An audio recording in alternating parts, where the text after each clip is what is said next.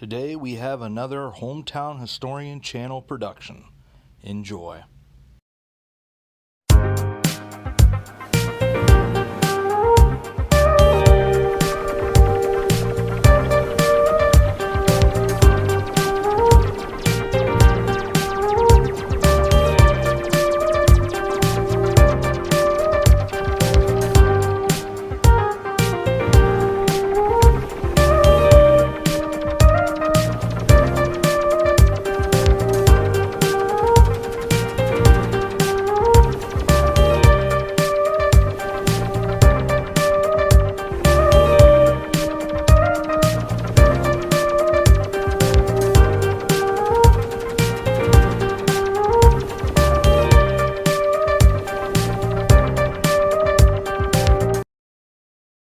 So hello once again, this is Jonathan Miller with the Hometown Historian channel. I just want to say thank you for coming along. We're here in Orwigsburg, Pennsylvania. We're at sort of a town green, I guess you could say, and there's a monument, bicentennial monument, to Frederick Hesser and the Hartman Tragedy, which happened during the French and Indian War. And this viewer-submitted video has come to us by Concerned Grandma, so thank you so much. So we're going to talk about Frederick Hesser. He was the drummer boy for Washington that's talked about in this monument in Orwigsburg that Concerned Grandma sent us. These are some of the pictures from Concerned Grandma. I also got a picture from Find a Grave of his actual graveside. I couldn't find any kind of drawings or anything of him to give it a little more clarity, but I'm actually going to read a newspaper article for you guys to talk about Frederick Hesser and his service in the Revolutionary War and then after, and it also talks about his brother John. So Frederick Hesser, he actually began his service in the Revolutionary War by joining the Continental Army in 1776 at the age of 13. He served 4 enlistments early in the war and generally was designated as a drummer. Fred's brother John, age 15, began Army service at the same time, leaving their home in Trapp, Montgomery County, Pennsylvania. History reveals that both boys were with Washington on that eventful night, December 25th, 1776, when he and his little army of ragged patriots crossed the Delaware amidst floating ice on the stormy night, entering Trenton and surprised and defeated the British Army. Largely it was the Hessian soldiers that were hired, they were mercenary soldiers. During the struggle, Fred came into possession of a brass-mounted flintlock musket which had belonged to one of the enemy. He took good care of the musket and took it home with him. John and Fred were separated following the Battle of Trenton. It is said that John later became a fifer at the Battle of New Orleans. Frederick Hesser, as the story goes, was taught to play a military beat on the drum by a captured Hessian soldier. The boy was transferred to Washington's main force as a drummer, participated in the Battle of Brandywine, where one of his drumsticks was actually shot from his hand. Hesser also was involved in the furious engagement at Fort Mifflin. It was during Hesser's 4th enlistments beginning in November 1777 that family legend tells of Hesser meeting George Washington during the bitter winter encampment at Valley Forge. It's said that both were walking alone when their paths crossed. Washington stopped Fred and asked, "What are you doing here, my son?"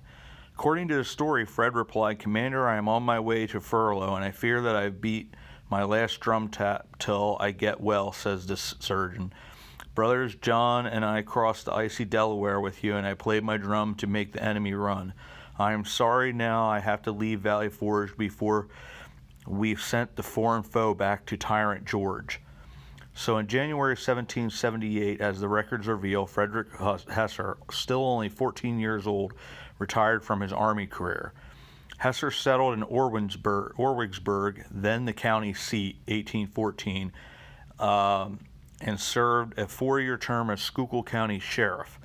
Later, he served as court crier until he died in 1846 at the age of 83. It was his custom to call court together with the beating of the drum. It is said as a drummer he had few equals and no superiors. When he died, he was in full possession of his faculties. He was buried with military honors at St. John's Reformed Church Cemetery in Orwigsburg. The actual drum he is said to have brought home in 1778 is presently on display at the Schuylkill County Historical Society headquarters. So that's something we definitely got to check out at some point, because that's pretty neat. John Hesser served as a fifer throughout the Revolution. This is his brother, having acquired a liking for military life. John spent 40 years serving his country and came to Orwigsburg at the age of 55. On the evening of January 8th, for many years, the two brothers celebrated the 1815 defeat of the British by performing with the fife and drum at Orwigsburg. This was kept up all during their lives. The patriotism revealed by these young men further demonstrates the sacrifice and loyalty shown by the founders of our country. A pretty cool story, and this is the story of Frederick Hesser, who's on this monument in Orwigsburg. Our second story that is on here is about the Hartman Tragedy, which happened in the French and Indian War in 1755, and this happened near the Orwigsburg area.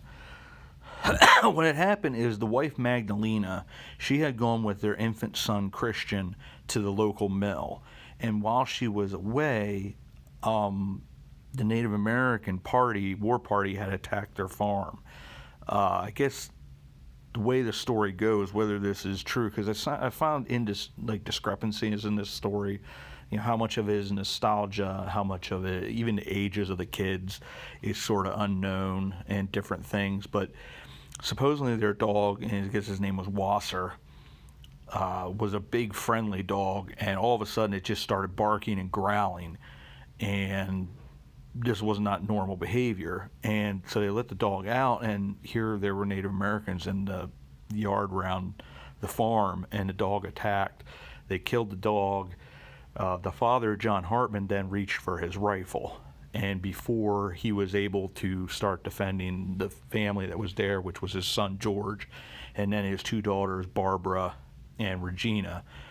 And there's some discrepancy. Some people say Barbara was around 12 years old. Some say she was the younger sister and Regina was the older sister and was around 11. Some say she was 8. So what the exact ages were, regardless, there were 3 children there still, and the Native Americans came in. They killed John Hartman and then shot the son George. They supposedly, I've read in one report that Barbara and Regina were both taken captive, but then in another one it sounded like Barbara might have been killed. Regardless of whether Barbara was killed there at the event in the Hartman Tragedy, also Leininger is in the last name for Regina Leininger, but they said also known as Regina Hartman, so I'm not really sure the correlation there. But Regina was taken captive. Barbara may have been taken captive and then passed away at some point in the captivity.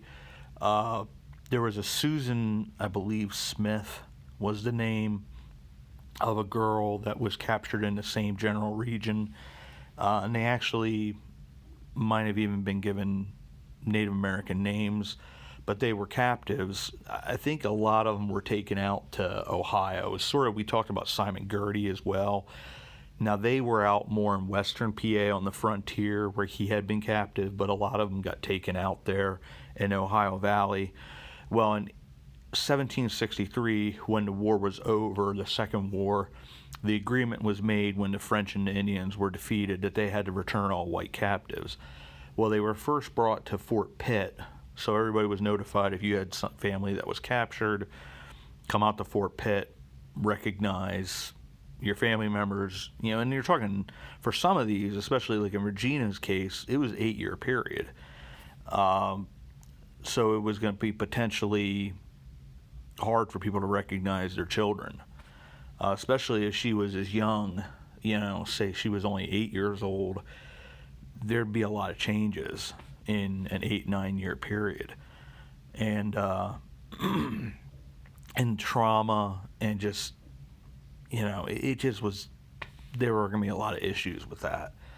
So I think there was around 55 to 60 of the former captives at Fort Pitt that were not recognized or claimed by their families.